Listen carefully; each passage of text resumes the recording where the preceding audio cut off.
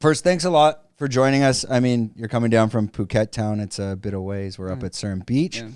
Um, we're going to jump right into it, as most people are kind of familiar with the format of this podcast. We're going to be telling your journey of what you did before Phuket, what led you to Phuket, and what you're doing here. And we'll fill the gaps in between and kind of discuss that bridging the gap between contemporary art into the world of NFTs from the artist's perspective, which is not the developer, which maybe in the future we'll bring on someone as well to discuss that.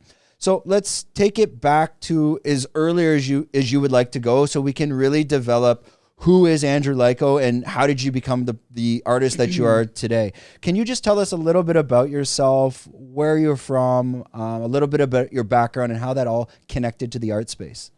Yeah, so I'm originally from Los Angeles. I was born in East LA and grew up in Rialto, California, which is like an hour and a half away, like towards like the suburbs a little bit. And yeah, I would say my journey as an artist started when I was in kindergarten, actually.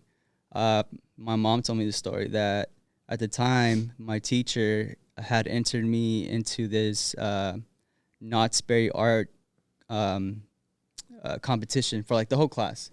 So anybody who wanted to participate and draw or whatever, like they could enter. And long story short, she entered my drawing, I guess, and I won. So I won like this 1 year certificate, and that I got to go to Knott's Berry Farm or something like that, something similar like that.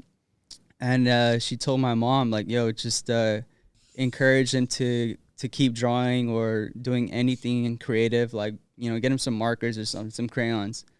And ever since then, I like never stopped because I remember I always had like crayons, colored pencils, markers, notebooks, always like at my disposal all the time. And so that kind of led into just without really knowing, like just developing my skills as an artist, seeing the world a little bit different. So that turned into, obviously you grow up. I was like 12, 13 years old when I first picked up a spray can. And at the time, my cousins were doing graffiti. And I was like, whoa, this is like the dopest shit ever. Like, wow. Like the way they were twisting letters, like, forming them different, that, in a way that they're not supposed to, I guess.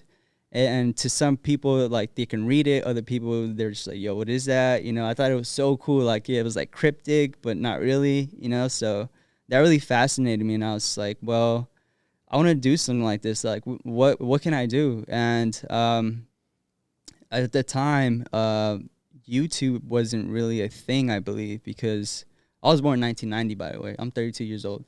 And yeah, I was just like, how can I do this? Like, where can I learn? And so just trial and error, man. It was me and my friend, and we just we would just draw all the time. He got into rapping. I was like a DJ.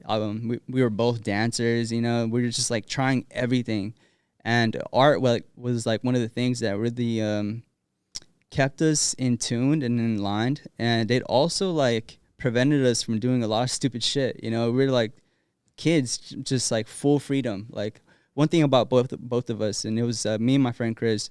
We always had like complete freedom to just be out and about.